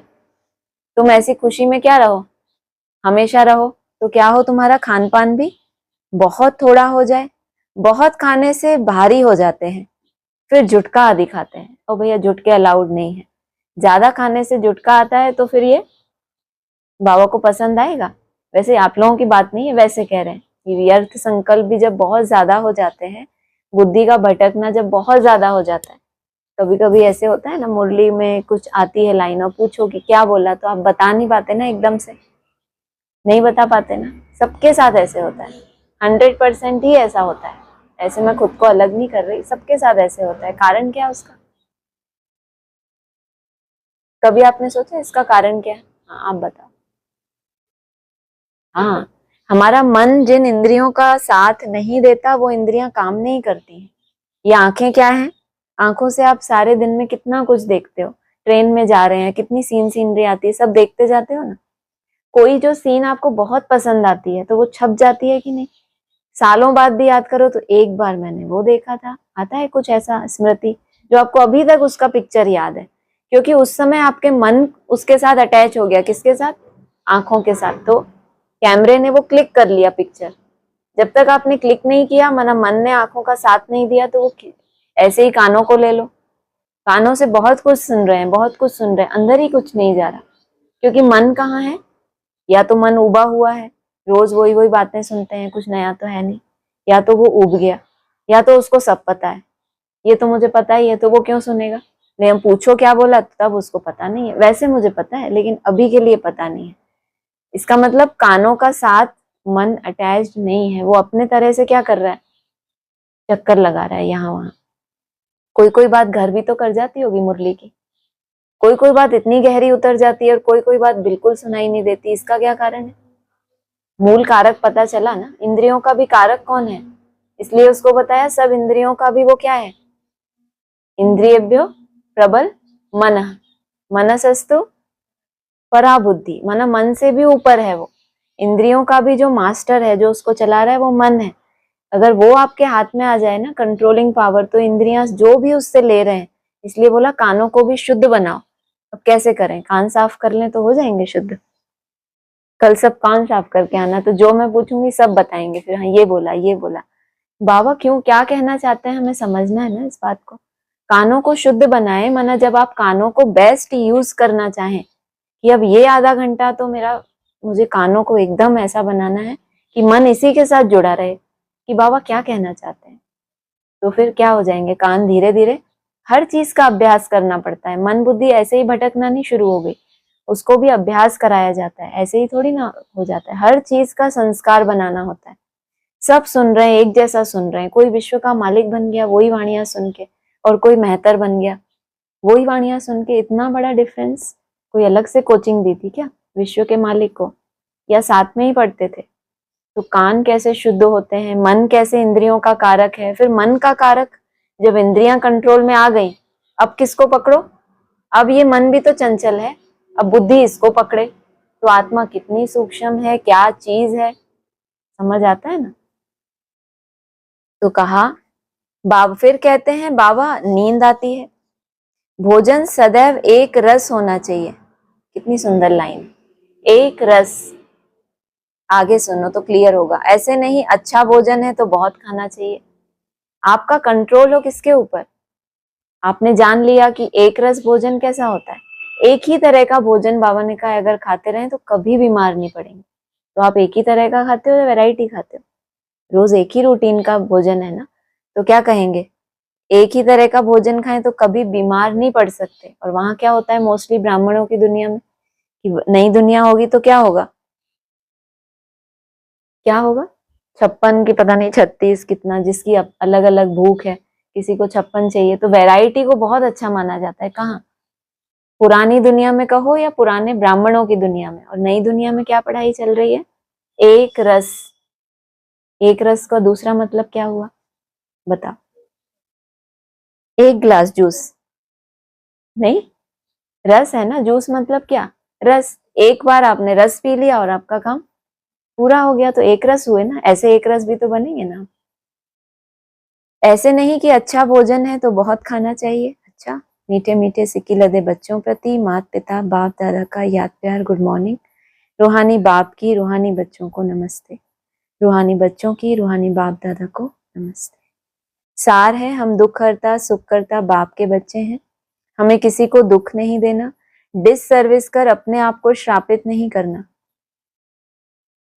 रॉयल्टी की निशानी क्या बताई थी? अरे सब तुम लोग भी बताते हो, पीछे वाले कुछ भी बताते नहीं। नहीं, ख्यालात ऊंचे और चलन रॉयल। रहम दिल बन सर्विस पर तत्पर रहना है। खाने पीने की क्या छोड़ देना है? हवस नहीं होनी चाहिए। वरदान है, ऑनेस्ट बन, स्वयं को बाप के आगे स्पष्ट करने वाले, चढ़ती कला के अनुभवी बन। पहले ईमानदारी। ईमानदार होंगे तो क्या करेंगे? अपनी चेकिंग बहुत फेयर चेकिंग करेंगे। जब भी कोई परिस्थिति बनेगी तो दोषी किसको बताएंगे? दूसरे को। दूसरे को दोषी बताया माना ऑनेस्ट चेकिंग नहीं है, कहीं ना कहीं उसमें अपना ही कोई गलत वाइब्रेशन है, तो क्या कहेंगे? ईमानदार। स्वयं को बाप के आगे स्पष्ट करने वाले, अपना स्पष्टीकरण देने वाले नहीं कि हमारी कोई भूल नहीं है, हमने तो ऐसा नहीं किया। स्वयं को माना स्वयं की जो चेकिंग की है, जो अपनी गंदगी है उसको स्पष्ट करने वाले, चढ़ती कला के अनुभव को अनुभवी भव। स्वयं को जो है जैसे हैं वैसे ही बाप के आगे प्रत्यक्ष करना, बढ़ा चढ़ा के नहीं। बढ़ा चढ़ा के करेंगे तो क्या होगा? जितना बढ़ा चढ़ा के बताया उससे दुगना नीचे जाएंगे। स्वयं को जो है जैसे हैं वैसे ही बाप के आगे प्रत्यक्ष करना, यही सबसे बड़े से बड़ा चढ़ती कला का साधन।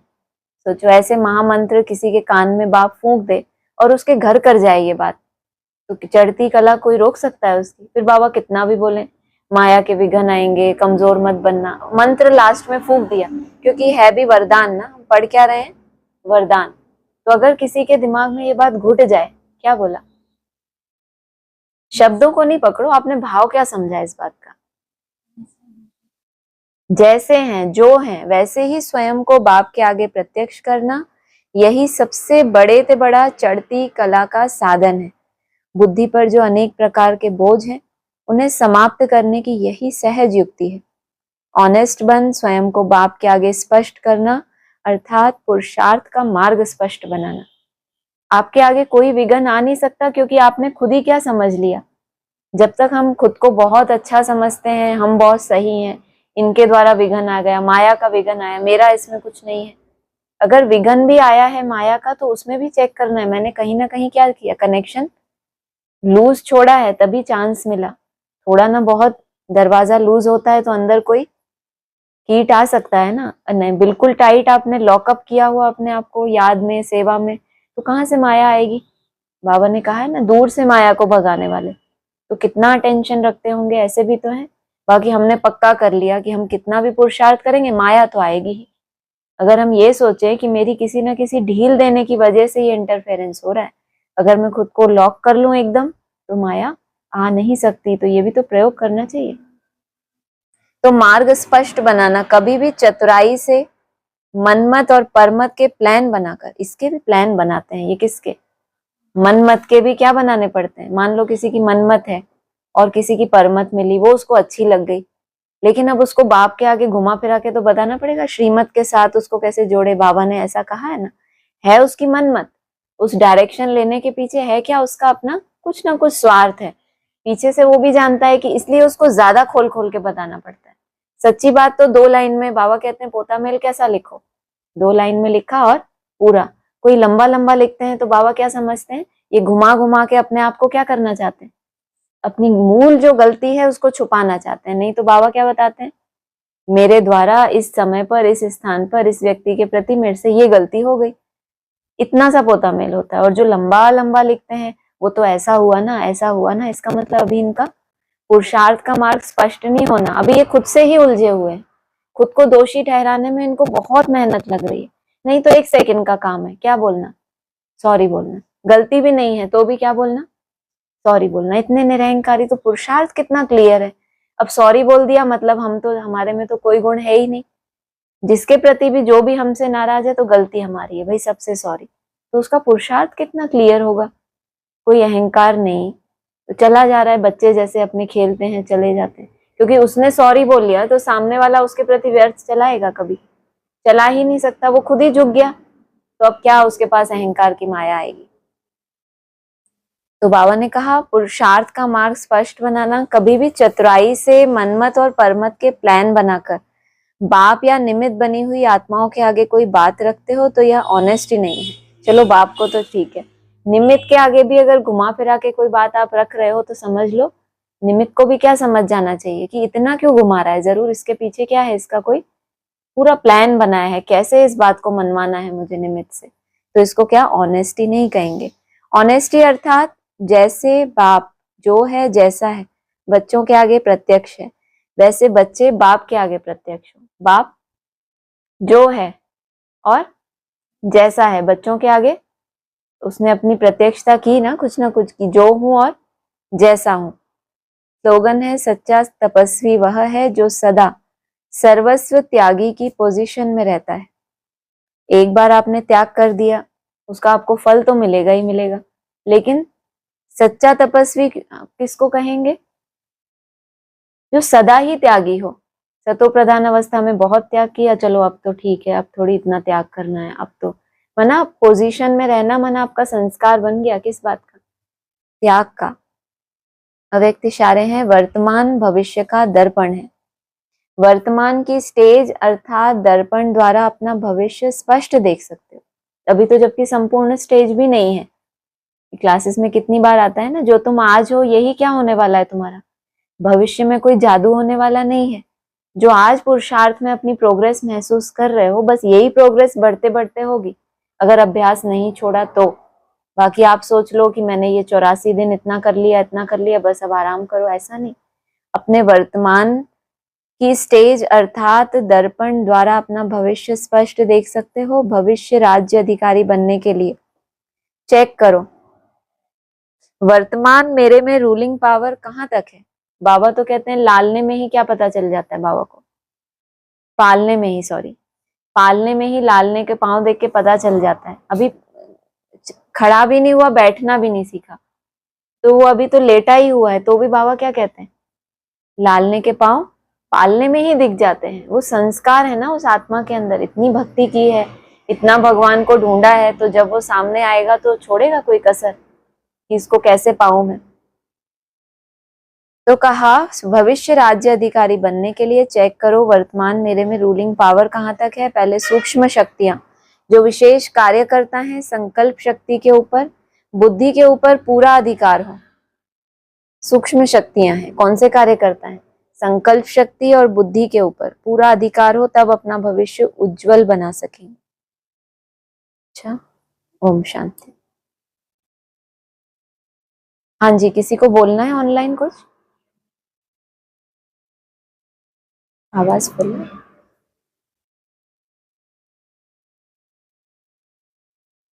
ऑनलाइन किसी को बोलना है कुछ। ओम शांति। हाँ जी, ओम शांति।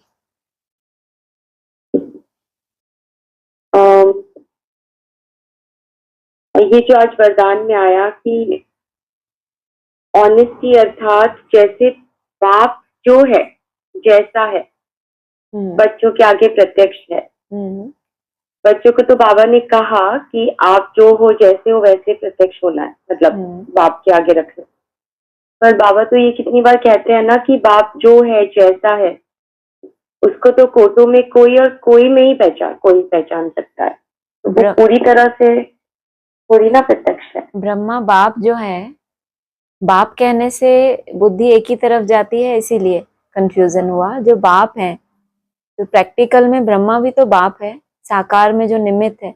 वो क्या कहते थे ब्रह्मा बाबा, मैं एक गिट्टी खाता हूँ फिर भूल जाता हूँ। तो जैसे थे वैसे ही अपने को दिखाया, या उन्होंने सोचा अरे मेरे में तो भगवान प्रवेश है, मैं ऐसा कैसे बोलूं, मेरी तो नाक ही कट जाएगी। तो फिर दूसरों को मुरली सुना रहे हैं और फिर ऐसा बोले, तो उन्होंने कभी परवाह की कि जैसे हैं वैसा खुद को नहीं दिखाएं, थोड़ा तो अच्छे से बताएं। अनुभवी कहा ही उसको जाता है जिसको डाउनफॉल का भी पूरा पूरा अनुभव हो। जो भी माया का रूप तुम्हारे पास आ रहा है वो पहले पहले इनके पास आता है, उसको क्रॉस करते हैं और पूरा सच्चा समाचार सुनाएंगे, तभी तो क्या कहेंगे, जैसे हैं जो हैं, माना जिस मार्ग पे चल के, और बनना विश्व का मालिक है, उस नशे में कोई कमी नहीं थी ब्रह्मा बाबा के। कभी आपने किसी मुरली में ऐसी कोई लाइन सुनी कि अरे ब्रह्मा बाबा को इतनी नीरसता आ गई? हमेशा कहते थे मैं क्या बनूंगा, भविष्य में प्रिंस बनूंगा। और फिर इस साथ साथ अपनी रिपोर्ट भी कैसी देते थे, एक गिट्टी खाता हूँ फिर भूल जाता हूँ, मेरे से तुम जास्ती तीखे जा सकते हो। तो जो फील करते थे, जो अनुभव करते थे, वही बताते थे। उस हिसाब से बाबा ने कहा कि कर्मों में ब्रह्मा बाप को फॉलो करो, चाहे ब्रह्मा बाबा को कहो चाहे ब्रह्मा बाप को कहो, जो हैं जैसे हैं यही आधार है उनके। जो भी ऊंच पद पाया है उसका आधार ही ये है। पुरुषार्थ का मार्ग इतना क्लियर है क्योंकि कोई बनावट नहीं है। बनावट माना जिसको बनाना पड़े, जो नेचुरल है उसको व्यक्त करना कोई दिक्कत थोड़ी है, लेकिन बात को बनाने में बहुत मेहनत लगती है। जिनका संस्कार बन गया, उनकी आदत हो गई, वो फटाफट बना लेते हैं बातें।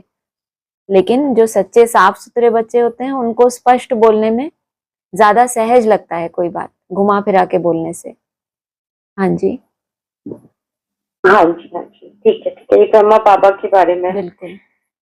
और आज बाबा ने बोला कि अच्छे अच्छे महारथी योग में फेल हैं। हाँ जी। ठीक है। उसके बाद फिर ये भी आई लाइन कि जितना जितना याद बल में रहेंगे उतना मनुष्यों को तुम खींचेंगे। हाँ जी।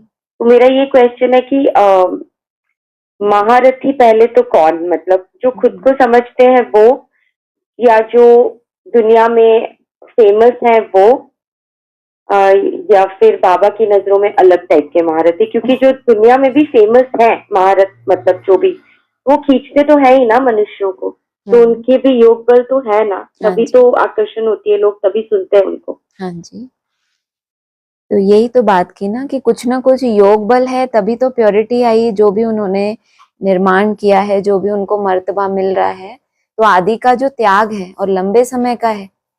लेकिन बाबा ने कहा है योग में फेल है मतलब हमेशा वो रहे। जब एक पोजीशन मिल जाती है, एक अच्छे तपस्वी को भी जब धन मिल जाता है तो वो सुख भोगने में लग जाता है। तो सतो प्रधान अवस्था में बहुत त्याग होता है, लेकिन वो त्याग कंटिन्यू बना रहे, योग बल सदा कायम रहे। जो आज बोला, सर्वस्व त्यागी की पोजीशन में सदा रहना, उसी को सच्चा तपस्वी कहते हैं। तो सदा का उनका त्याग दिखाई दे, तो एक बार वो जो फॉलोअर्स बन गए वो उनकी सतो प्रधान था, क्योंकि उन्होंने त्याग किया था। लेकिन वो फॉलोअर्स अगर सदगति में नहीं जा रहे, उनकी दुर्गति होती जा रही है, संख्या बहुत बढ़ रही है, क्योंकि दुनिया में दुख बहुत है। अब दुनिया में दुख इतना है तो डूबते को तिनके का सहारा। उनको थोड़ा भी कहीं अच्छा माहौल मिल जाता है, बड़ा बड़ा कुछ भपका दिख जाता है, तो दुनिया के लोग आकर्षण होते हैं, आकर्षित होते हैं। लेकिन जो रॉयल आत्माएं हैं वो आपकी तरफ आकर्षित हो, जो 16,000 माला के मन के हैं वो आपकी तरफ आकर्षित हो, तो आप सच्चे महारथी। अगर लौकिक दुनिया, जिस्मानी दुनिया के आकर्षित हैं तो आप उस लेवल के महारथी हो। ऐसा नहीं त्याग नहीं किया, उनके मुकाबले आपने ज्यादा त्याग किया है, इसीलिए वो आपकी तरफ आकर्षित हो रहे हैं। लेकिन माला के मनकों का आकर्षित होना, इसका मतलब आप माला में टॉप क्लास के हो, इसीलिए माला के मन के आपकी तरफ आकर्षित हो रहे हैं। तो आप जिस कैटेगरी के खुद हो, उससे नीचे वाले ही आपसे आकर्षित होंगे। तो अगर दुनियावी लोग आकर्षित हो रहे हैं और ब्राह्मण जो नजदीक रह रहे हैं वो उन महारथियों को अच्छे से जानते हैं, उनके त्याग को जानते हैं, क्या तपस्या कर रहे हैं वर्तमान की वो भी जानते हैं, आदि का त्याग उन्होंने देखा है, उस हिसाब से उनको इतने फॉलोअर्स मिले। लेकिन क्या वो फॉलोअर्स विश्व कल्याण में बाप के सहयोगी बनेंगे? या बाप जो परमिशन लेके आया है उसमें वो सहयोगी हैं? तो वो अगर जुड़ भी गए तो वो अपने फायदे के लिए, उनको डिप्रेशन हुआ है, टेंशन हुआ है, उनको टोट के बताते रहते हैं, तुम ये नींबू लटका लो, तुम ऐसा करो, तो ये तो दुनिया में भी बहुत कोई बता देते हैं। उनको योग बल का रास्ता क्यों नहीं बता पा रहे? जरूर आप उस लाइन से हटे हो, तभी तो दूसरों को वही रास्ता बता रहे हो। जैसा राजा होता है उसकी भाषा भी वैसी ही होती है, उसकी भाषा से पता चलता है ये खुद क्या पुरुषार्थ करता होगा। ब्राह्मणों की दुनिया में भी तो राजाएं हैं ना, कोई ज्ञान के मंथन को ही सर्वस्व बना लेते हैं। बाबा ने कहा पहले है याद का बल, सेकंड नंबर में है ज्ञान का बल। तो जो जैसा खुद करता है, खुद अनुभव करता है, वही दूसरे को बताता है। कहाँ मौन की भाषा और कहाँ ये भाषा जो आज बड़े बड़े तपस्वी भी दूसरों को ये गाइड कर रहे हैं कि अपने घर में धन बढ़ाना है तो ये करो, अपने घर से ये करना है तो ये करो। एक मूल बात नहीं बता रहे कि याद में रहेंगे तो सब पाप भस्म होंगे, कोई ये सब दिक्कतें आएंगी नहीं, लेकिन ये सिखा रहे हैं उनको छोटे छोटे टोटके। तो सतो प्रधान अवस्था थी तो सब कुछ था, लेकिन बाबा कह रहे हैं योग बल कायम रहे तब कहेंगे सच्चा तपस्वी। हाँ जी, हाँ जी, हाँ जी, वो तो सही बात है, क्योंकि बाबा ने आज भी बोला कि याद से पवित्र फिर है ज्ञान बल, जो अभी आपने बोला ना। सबसे मुख्य है याद। हाँ जी। फिर ये वाला पॉइंट है कि देवी देवता धर्म की स्थापना तो शिव बाबा करते हैं, फिर भी नाम तो है ना ब्रह्मा विष्णु शंकर। हाँ जी, जो फ्रंट में है उनका नाम है, नाम उसी का है जो काम करता हुआ दिख रहा है दुनिया को। जो प्रवेश है वो तो नहीं दिख रहा कि उसने काम किया। आज भी किसी में कोई सोल प्रवेश होती है तो उसकी एक्टिविटी के हिसाब से हम बोलते हैं ना, इसने ऐसा किया। ये थोड़ी हम देख पाते हैं कि उसमें कौन सी आत्मा प्रवेश है तो वो ऐसे ऐसे एक्ट कर रही है। तो भले है स्थापना शिव बाबा ने की, लेकिन जिनमें प्रवेश होके कर्तव्य किया है तो नाम वाला उनका होता है। हाँ जी। अच्छा, और एक रस की जो बात की कि भोजन भी एक रस जैसा करना चाहिए तो हेल्थ अच्छी रहती है। तो ये वही वाली बात है ना कि स्थूल भोजन भी, मतलब जो हम अगर एक ही चीज हम रोज खाते रहे उस हिसाब से। हाँ बिल्कुल, बाबा ने मुरली में ही कहा है एक ही तरह के भोजन पे हिर जाए कोई, जैसे भील लोगों का मिसाल दिया, क्या खाते हैं रोज, रोटला और नमक, पता नहीं ऐसा कुछ बोला है, तो कभी बीमार नहीं पड़ते। और बड़े बड़े लोग होते हैं कितनी वैरायटी खाते हैं, ये खाने से ये होता है, ये खाने से ये होता है। और गरीब हैं, ब्राह्मणों की दुनिया में भी तो है, कोई है गरीब जो कहते हैं जो मिले। बाबा ने हमारे लिए जो रूपरेखा बनाई है, जो प्लान बनाया है, वही सबसे अच्छा है। उसमें अपने हिसाब से एडिशन करना माना आप बहुत साहूकार हो, आपको इसके लिए ये चाहिए, इसके लिए ये चाहिए। तो एक ही तरह के भोजन पे हिर जाए, और वो एक तरह क्या होना चाहिए वो बाप हमारे लिए प्लान करे, ना कि हम अपने लिए। हाँ जी, हाँ जी, हाँ जी, ठीक है। और ये जो यही मैं जो हूँ जैसा हूँ वैसे, जो बाबा ने हमें कहा ना कि स्वयं को जो है जैसे है वैसे ही बाप के आगे प्रत्यक्ष करना, यही सबसे बड़े से बड़ा चढ़ती कला का साधन। बिल्कुल, ये नोट कर लिया, बहुत सुंदर, बेस्ट पॉइंट करना ही था आप लोगों ने तो। ठीक है, सबने किया होगा वैसे। हाँ जी, हाँ जी, हाँ जी, ठीक है, हो गया। ओम शांति। ओम शांति। और किसी को बोलना है?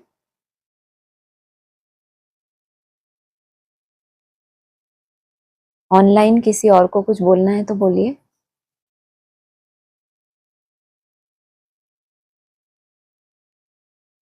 ओम शांति बहन जी। ओम शांति। मुझे एक एक वो चाहिए कि मेरी आदत एक बहुत खराब है और बहुत मजबूर हूँ मैं उस आदत से। तो मैं क्या करूँ? मैं काश लिखने बैठती हूँ, कापी पेन हाथ में लिए डोलती हूँ, लेकिन लिख नहीं पाती। एक अमृत बेला तो जरूर लिख लेती हूँ, लेकिन वो नहीं लिख पा रही मैं। ये क्या कमी है मेरे अंदर? बहुत बड़ी कमी है। मैं अब शाम क्या को विघन आता है उसमें? विघन क्या आता है उसमें? विघन क्या आता है लिखने में? विघन क्या, जैसे हाथ चल रहे हैं और ट्रैफिक कंट्रोल आ गया, या कोई काम हो रहा है, गीले हाथ हो रहे हैं, कोई काम हो रहा है, तो फिर मतलब उसके बाद मैं वो लिख ही नहीं पाती उसको, मतलब फिर रह जाता है वो मेरा। और ये एक दिन की काम नहीं है मेरा, मेरा रोज का ही यही काम है। रात को महसूस करूंगी कि अरे ट्रैफिक कंट्रोल तो लिखा ही नहीं, लेकिन हाँ ये नोट कर लेती हूँ अपने मन बुद्धि में कि भाई हाँ इतने घंटे मैंने यहाँ से यहाँ तक मैंने ये किया, यहाँ से यहाँ तक मैंने ऐसे याद किया बाबा को, इतने बजे याद किया, लेकिन लिख नहीं पा रही हूँ। बहुत मजबूर हो रही हूँ लिखने के लिए। मैं बड़ी परेशान हूँ इस चीज से। उसमें आप ऐसा करो, नहीं पा रही। उसमें आप ऐसा करो कि एक वो माला वाला काउंटर खरीद लो, तो आपके हाथ गीले भी होंगे तो उसका बटन दबा देना, उसमें काउंट होता रहेगा कि आपने कितने मिनट याद किया। 5 मिनट याद किया तो 5 बार दबा दो उसको, 10 मिनट किया 10 बार दबा दो। हाथ गीले हो गंदे हो उसमें कोई फर्क नहीं पड़ना, एक कवर चढ़ा दो उसके ऊपर, ऐसे रैप कर दो उसको, तो उसमें कोई फर्क नहीं पड़ने वाला। तो उसमें नोट रहेगा, फिर बाद में जब आपको समय मिले आप डायरी में नोट कर लेना कि 100 मिनट हो गए, 200 हो गए। तो पर माना ये कंपल्सरी है कि भाई माना ये जरूरी है, उससे बहुत आपकी जरूरी चेकिंग है ना? बहुत ही जरूरी है। अच्छा, बाकी ये संस्कार कोई कोई में होता है नोट नहीं कर पाने का। हाँ, मेरा भी है इसमें थोड़ा प्रॉब्लम, लेकिन वो अपने साथ डायरी लेके भी कई बारी विस्मृति सी हो जाती है कि इसमें नोट करना है, करते भी रहते हैं। तो वो मेरे साथ भी ये समस्या है, लेकिन इतनी ज्यादा नहीं है जैसे आप बता रहे हैं, बिल्कुल ही। हाँ, मतलब 1-2 घंटा भूल गए ऐसा, वैसा नहीं शौक तो लगता है इसको, अच्छा भी लगता है मुझे। बड़ी बड़ी चाव से, बड़ी खुशी से डायरी पेन हाथ में लिए डोलूंगी, लाऊंगी निकाल के बाहर से, अंदर से बाहर लाऊंगी, बाहर से अंदर ले जाऊंगी कि लाओ लिखूं अब। लेकिन लिखूं तो लिखने बैठती, लिखूं तो लिखूं क्या, समझ में ही नहीं आ रहा कि फिर मतलब भूल जाती हूँ कि मैंने कितने मिनट, कितने बजे से कितने बजे तक। यही बात होती है, नोट करना इसीलिए जरूरी है कि ये जो अभी आधा घंटा बीता, इसमें आपने कितना याद किया। अगर आप उस टाइम नोट नहीं करेंगे तो बाद में आप एक्यूरेट नोट नहीं कर पाएंगे। अभी हमारी याद पहले जैसी भी नहीं है कि मोटे रूप में, अभी तो हम वो मिनट मिनट की चेकिंग करते हैं। तो उसमें अगर हमारा नोट करने में अलबेलापन आएगा तो उतना ही इनएक्यूरेट आपका चार्ट रहेगा, एक्यूरेट नहीं निकाल पाएंगे फिर आप। इस वजह से हमें नोट करना है,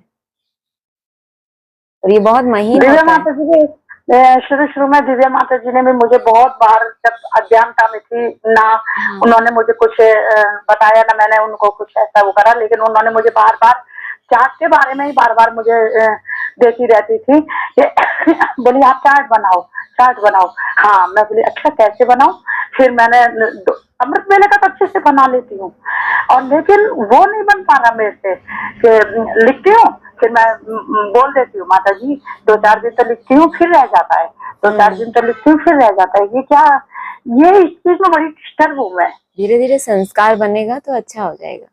आप ये काउंटर यूज करके देखिए, इससे अगर आपको फायदा होता है, क्योंकि उसमें आपका कम से कम रिकॉर्ड तो रहेगा ना कि कितना मिनट आपने याद किया। वो काउंटर में सब काउंट होता है, आपने जितनी बार याद किया उतनी बार बस आपको उसका एक बटन प्रेस करना है और कुछ नहीं करना, हो गया नोट उसमें। तो उसका सहारा भी आप ले सकते हैं। अभी के लिए यही राय दे सकती हूँ मैं, बाकी तो फिर अपना अटेंशन तो है ही साथ में। हाँ जी, कोशिश तो कर रही हूँ बहुत ज्यादा, कर मजबूर हो रही हूँ बहुत ज्यादा, लिख नहीं पा रही हूँ बिल्कुल। हाँ जी, हाँ जी, चलो दीदी, हाँ, ठीक है, कोशिश फिर भी करूंगी। हाँ जी, हाँ जी। ओम शांति। हाँ जी, ओम शांति जी, और किसी को बोलना है? ओम शांति दीदी। ओम शांति। हाँ, तो हमारा ये जैसे अभी माता जी भी बता रही थी ना कि जो चार्ट का प्रॉब्लम है, तो हम चार्ट लिखना ही नहीं चाहते, तो क्या करें? चाहते मतलब नहीं चाहते तो मत लिखिए, किसी ने जबरदस्ती तो की नहीं है ना। हाँ, तो जैसे हम वो मतलब चाहते कि याद मतलब ऐसे निरंतर ऐसे सहज सहज होती रहे, उसको हम काउंट ना करें, और वो लिखना हमसे होता भी नहीं है। उसके लिए भी तो बहुत अब वो चाहिए बाबा, इसीलिए तो मुरली में कहते हैं, कल ही मुरली में आया था बाबा, कितना बच्चों को कहते हैं अपनी उन्नति देखनी है तो चार्ट बनाओ, लिख ही नहीं पाते। बोझ है ना अभी हमारी आत्मा के ऊपर। तो हम अपनी मनमत को ज्ञान के साथ जोड़ लेते हैं कि हम तो निरंतर याद करेंगे। बाबा ने कहा पहले तुम 4 घंटे तो करो। 4 घंटे किया कि नहीं, 8 घंटे किया कि नहीं, कैसे पता चलेगा? जब आपकी डायरी में नोट होगा। तो इसीलिए जब तक हमारे अंदर अभी है, हमारे ऊपर कुछ हिसाब किताब है हमारे जो हम नहीं कर पा रहे, बाकी बाबा ने तो मुरली में डायरेक्शन दिया। घंटों में बांधने की बात ही तब आती है जब आपको उसका कुछ रिकॉर्ड रखना है। नहीं तो बाबा हमसे सिर्फ ये क्यों नहीं कह देते कि तुम निरंतर याद करो? ये क्यों कंडीशन डालते हैं कि अच्छा 8 घंटा नहीं तो 4 घंटा करो? फिर एक डिस्कशन में बाबा ने ये भी कहा है, उल्टी सीढ़ी चढ़ेंगे, जब आधी सीढ़ी चढ़ जाएंगे तो तुम्हारी 12 घंटे की याद हो जाएगी। तो जो रिकॉर्ड रखते हैं वो उनके लिए है, रिसर्च सबके लिए नहीं है। सबके लिए याद की यात्रा नहीं है। यात्रा जो लोग करते हैं ना, वो अपना एक वो लेके चलते हैं हाथ में, देखा है आपने? चौक होता है उनके हाथ में, इतनी यात्रा हो गई, इतने किलोमीटर बाकी है, अपना लिखते जाते हैं, क्योंकि उनका एक फिक्स टारगेट होता है कि इतने घंटे में इतने किलोमीटर मुझे चलना है, क्योंकि चलते चलते वहां तक पहुंचना है। तो हम देखें कि अभी हम सिर्फ याद कर रहे हैं या हमने यात्रा शुरू की है। तो ठीक है, अभी नहीं लिखना चाहते तो कुछ ना कुछ आत्मा के हिसाब किताब ऐसे हैं। बाकी ये नहीं कहें कि हम तो निरंतर योगी बनेंगे, कभी बन ही नहीं सकते। 1 घंटे का चार्ट नहीं लिख सकते तो निरंतर योगी की बात ही नहीं करनी चाहिए। इसलिए 16,000 आत्माओं के लिए है जो बाबा ने कहा है। जो 8 घंटे की स्टेज पर जो पहुंच जाएंगे, तो बाबा ने एक तरह से कर्मातीत ही बताया। ये वेदांती बहन का एक क्लास है, उसमें उन्होंने अपना अनुभव सुनाया कि बाबा हमेशा कहते हैं 8 घंटे याद करो। उनको समय मिला तो उन्होंने चेकिंग की अपनी सारा दिन, तो बोले मैंने सारा दिन याद किया और 1 ही घंटा निकला। सोचो आप, माला में मन के बनने का आधार कितनी सुंदर चेकिंग है उस आत्मा की। सारा दिन याद किया और नोट किया 1 घंटा। मन बुद्धि को रीड करना कोई मासी का घर नहीं है, इसीलिए चार्ट लिखने की रूपरेखा बनी है, बाकी सबके लिए नहीं और है वो। हाँ जी, आपने सही कहा, लेकिन ऐसा होता है ना हमारा फिर कॉन्सेंट्रेशन ना वो लिखने में ही चला जाता है कि बस उसमें ही ज्यादा। कितने सेकंड लगते हैं लिखने में आपको? कितने सेकंड लगते हैं? एक जो भी हम डालते हैं उसको डालने में कितना सेकंड लगता होगा? अभी पहले जैसे हम लिखते थे, अभी नहीं, मतलब वो कोशिशें नहीं करते कि लिखना है, नहीं कर पाए, थकी हुई आत्मा है ना।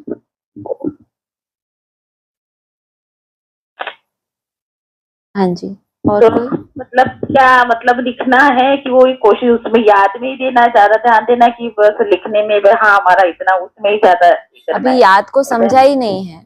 अभी याद को समझेंगे तब प्रेरणा होगी कि ये जो 10 मिनट निकले इसमें कितने मिनट मैंने याद किया। अभी हम याद को बहुत मोटे रूप में समझ रहे हैं कि याद ही तो है, जैसे वो बीके में कहते थे ना, हम ये सेवा कर रहे हैं, हम मुरलियां सुन रहे हैं, ये सब याद ही तो है। बाबा ने कहा मुरली की सब्जेक्ट अलग है, याद की सब्जेक्ट अलग है। याद में कितने सेकंड आपकी बुद्धि एकाग्र रही, कितना इधर उधर भटकी, सारा रिकॉर्ड रहता है। लिखने में सिर्फ 1-2-5 सेकंड लगते हैं, मुझे लगता है 2-5 सेकंड के लिए वैसे बुद्धि नहीं भटकती, लिखते समय ही कंसंट्रेशन खराब होता है। अगर आप नहीं लिखते तो बहुत कंसंट्रेशन रहता है। अगर ऐसी बात है तो फिर तो कर्मातीत अवस्था का सर्टिफिकेट मिलना चाहिए हमें। लिखने का मतलब ये है कि मेरी आत्मा धीरे धीरे कैसे उस लेवल तक पहुंच रही है। अभी इस चीज को समझने में थोड़ा और समय लगेगा शायद, कि आत्मा की एक लिमिट होती है। 10-15 सेकंड के बाद उसका मन वापस, दुनिया में भी रिसर्च हो चुकी है कि 1 मिनट में जो अच्छे योगी हैं उनके 2-3 संकल्प चलते होंगे, तो हमारे कितने चल रहे हैं 1 मिनट में? रिकॉर्ड ही नहीं रहेगा तो अपने को कैसे पता चलेगा कि हम किस कैटेगरी में हैं। अभी 1 मिनट में हमारे बस 15-20 चलते हैं, 10-20 चलते हैं, 1-2 चलते हैं, बिल्कुल नहीं चलते हैं। तो बिना रिकॉर्ड के तो ये संभव ही नहीं है। हाँ जी, ठीक है। ओम शांति। हाँ जी, और कौन बोल रहा है? किसी ने हाथ उठाया?